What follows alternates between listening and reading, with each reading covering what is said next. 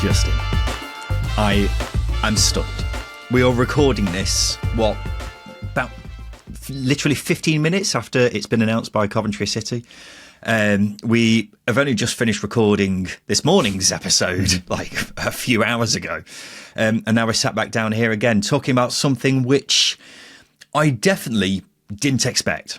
What about you?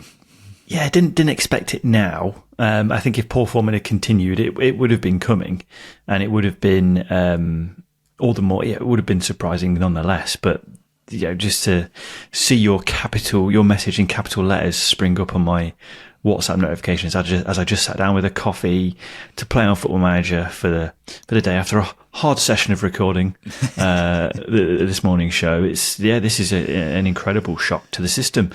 And judging by the responses from Coventry fans, they are just as shocked and surprised, as is the footballing world, if you like. Yeah. Well, of course, everyone's shocked about this. I think Mark Robins, he's the longest serving manager in the Championship, isn't he? And not anymore. He's not anymore, because he has been sacked by Coventry City in a statement which has just been put out mere minutes ago. This is kind of a sort of a chunk of what has been said. There is no doubt that Coventry City today would not be where it is without the inspired actions of Mark and his team. The club is well aware that this is a difficult move after 7 very successful years at the helm, and the decision is not taken lightly. The performance of the team over an extended period, however, has just not been good enough, and as such, the board of the club has decided to make an immediate change in leadership. As a sort of indicator of how things have gone so badly for Coventry so far, I suppose. These are the odds from SBK. They were 15-1 to win the league on the opening day, were Coventry City, and now 130-1. They were about 5-1 to get promoted at the start of the season. Now they are 10-1. Just now, I don't know where to start with this, really. I suppose we'll have to start with the fact that this is such a shock, and we were just talking about then about how it is such a shock, but considering how, slow a start it has been to the season, even then I'm still sat here right now thinking, I can't believe it's actually happened. Yeah, I think because Mark Robins has been at Coventry for so long and he's delivered success after success after success, and not necessarily in promotions or trophies, it's pushing Coventry to the brink of the Premier League, literally a Fancati Darbo penalty away from the Premier League. Getting him with a hair's breadth of that, I think, it's a shock. But I think the reason why I am sat here and sort of a little bit more sort of calm and relaxed about it is because the form this season has been really poor, and the big difference is from previous seasons is there's a weight of expectation at the club now because of the money that's been spent. And I think there's probably a lot of that being played into this decision. So I do sit here as shocked as everybody else, but at the same time, is it the wrong decision? I think Mark Robins has probably lasted a lot longer than many other managers would have if he didn't have the credit he had in the bank. Yeah, well, we'll talk about that very shortly. It's just with me because Coventry, up until the loss against Derby last night, looked like they had turned a corner, didn't they? We were saying that. Are Coventry City back after that remarkable comeback against Luton a couple of weeks ago or 3 weeks ago, and then the brilliant performance against Middlesbrough at the weekend? Yeah. It looked like Coventry had really turned a corner. So if they were going to do it, I thought they were either going to do it at the end of the season or, earlier on this season. And they didn't. They held off. And then this loss to Derby seems to have been the straw that has broke the camel's back for whatever reason. I think with Coventry, it's always incredibly frustrating when they've had 3 slow starts in a row. And we will talk about, whether it's deserved or not, Justin, very shortly. But because it is Mark Robins, who had done the greatest job of any manager who was in a job at any club in the country, prior to, opposed to, with the only exception, I suppose, being Pep Guardiola, if you see what I mean. Because any manager, it doesn't happen very often, does it? Any manager taking a team from League Two to the edge of the Premier League. It's a ridiculous job that he's done, and he has fully deserved the kind of leniency that he was given, because he definitely had credit in the bank for that. But I think let's just focus on that for a bit. Just how ridiculous a job it is that Mark Robins has done at Coventry City. Well, you've got to highlight all of the variables he's had to go up against. The stadium issues, the pitch issues, the really small budget he's had to compete with prior to King taking over the football club. He's had to roll with the punches here, and he's rolled them really well. He's rolled them really well. Yeah, taking the club from League Two to a penalty kick away from the Premier League is an incredible job. He took the club to an FA Cup semi-final, beating Premier League teams on the way, and almost beating Manchester United, who obviously eventually won the competition last season. What Mark Robins has done, Mark Robins, Aidan Vesh, Dennis Lawrence, what they did at that football club is nothing short of a miracle, and you don't get those stories very often. And he's had to do that with both arms tied behind his back and sometimes a blindfold on as well, because the ownership, the owners that they had in Sisu, the previous owners to Doug King, they weren't spending money. There was a lot of fan apathy, and supporters weren't turning up. I think that's the biggest indicator of a success of a manager in your tenure, is if you can go from averaging 7,000, 8,000, 9,000 a week to then selling out a 30,000 seat stadium in the space of 5 or 6 years. That is as good of a way of measuring a manager's success, because you've made fans fall back in love with the football club again.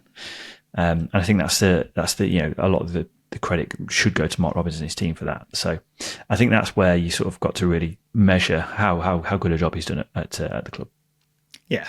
Well, he's the single most important figure in Coventry City's recent history, isn't he? If it wasn't for him coming in, I mean, there's every chance that Coventry City would be lingering around in League Two. Maybe it would have even gone even worse, because they were in such an unbelievable mess, weren't they, when Mark Robins initially took over for the second time it actually was.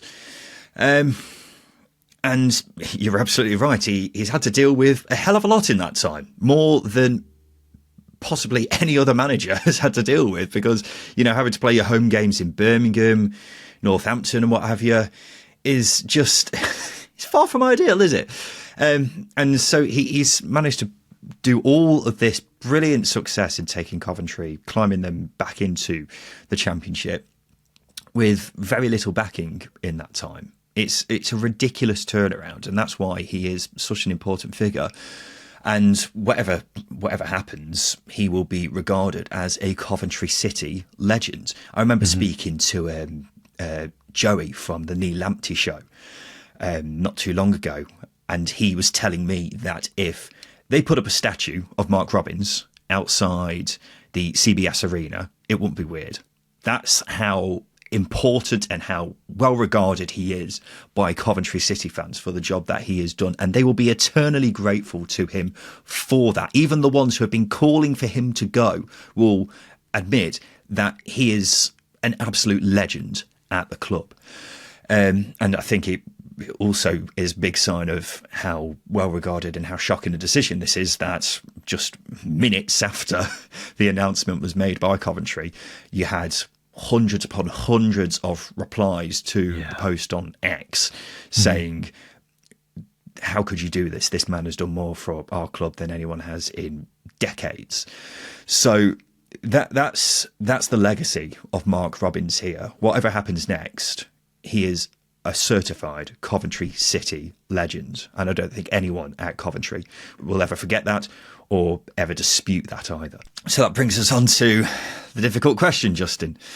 Coventry City are sat 17th as we record this right now, sat on 15 points with just 4 wins from 14 games. We have said it already. It is their third slow start to a season in consecutive seasons.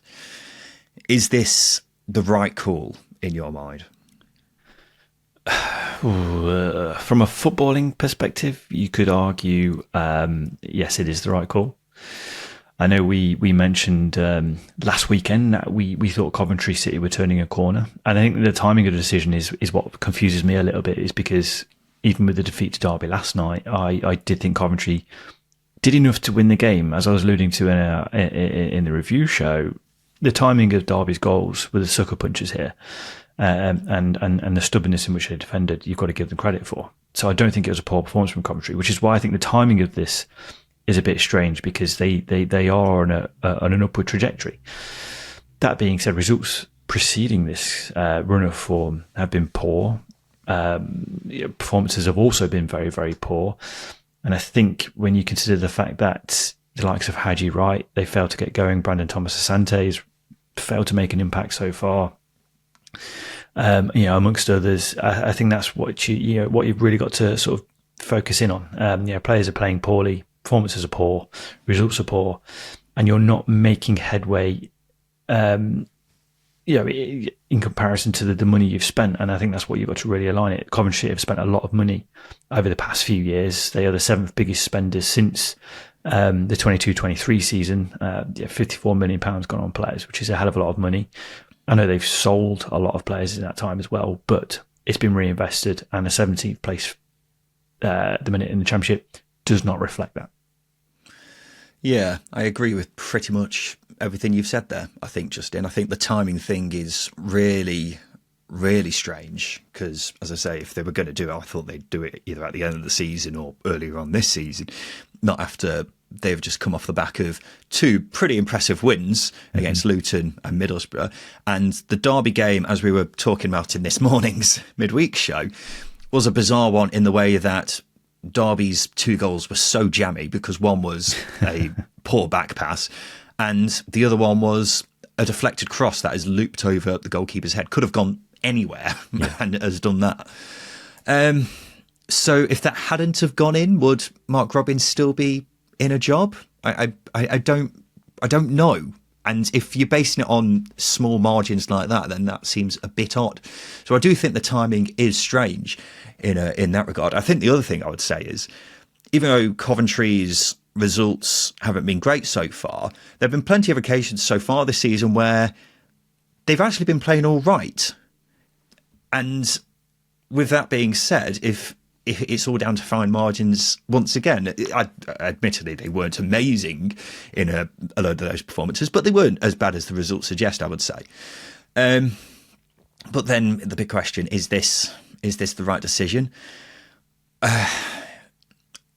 It goes back to what we were talking about a couple of weeks ago, should sentiment be taken into account when it comes to these big decisions? Yes, Mark Robins has done more than any man has done at Coventry City for a long, long time, possibly ever. But, as you say, Coventry have spent, I think, about 45 million in the last couple of seasons, and they're not a club who have parachute payments, keep in mind. So when you've done that, the expectations change, and they want to make the step up to the next level, don't they? That's very clear from what the owner, Doug King, and his ambition has shown.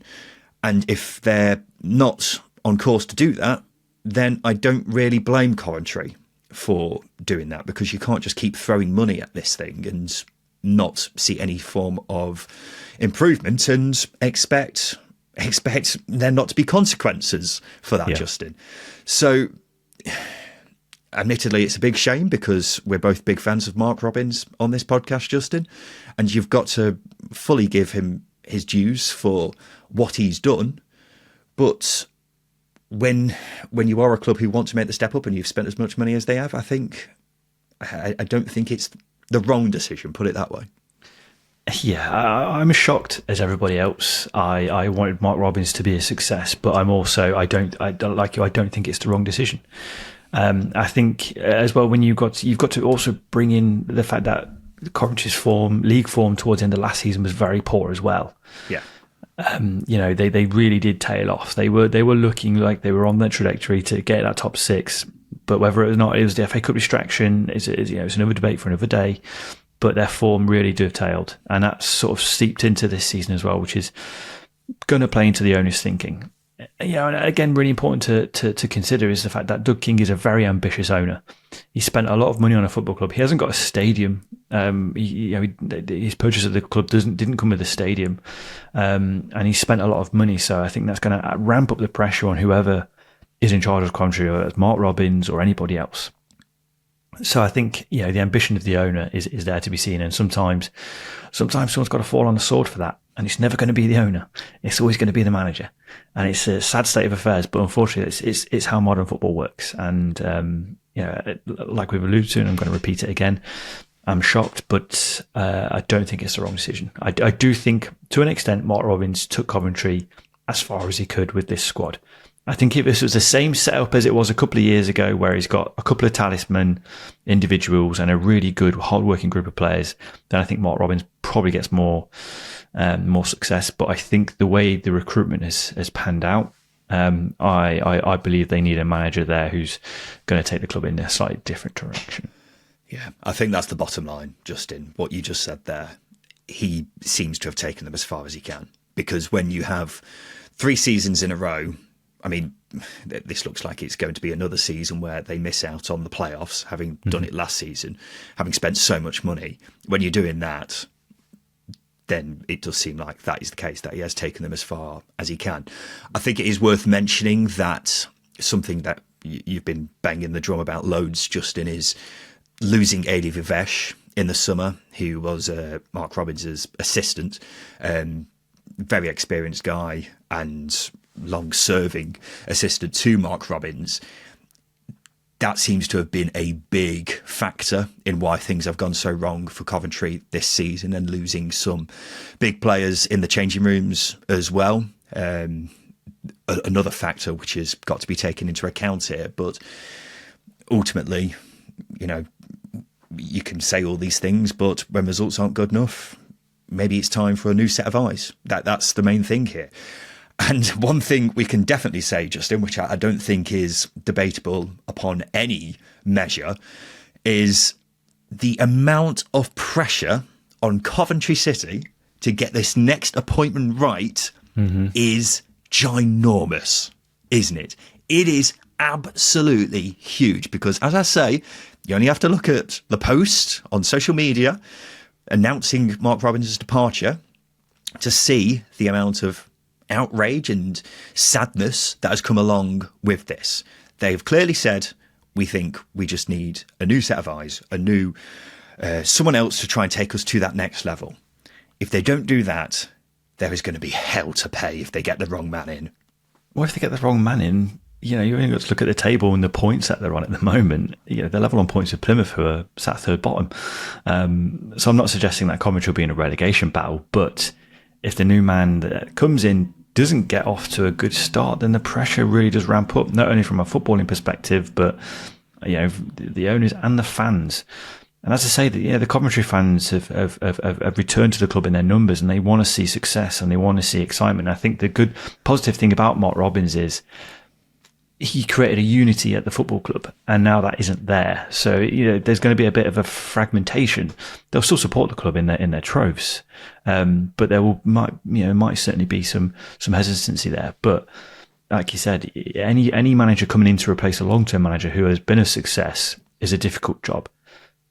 Any man coming in to replace a manager who has been a success and is therefore a legend, having turned an entire football club's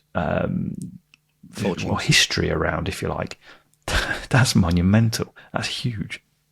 Yeah. And that's whoever is coming in, that's the task they've got to deal with. They've got to follow up the most important manager in Coventry City's recent history. So good luck with that. And yeah, if they don't get this right, then Doug King is going to be a man under serious pressure for making such a bold call like this. And it is absolutely a bold call. I think they clearly want to try and make that step up, so they will be looking to the next manager to do that. And surely they've got to have someone in mind in that regard. When you're doing something as bold as this, surely they must have a manager in mind for taking over the role next. They have said in the statement that's been put out that they will have an interim manager in charge for this weekend. And then we've obviously got the international break, so they've got a bit of time to work with there.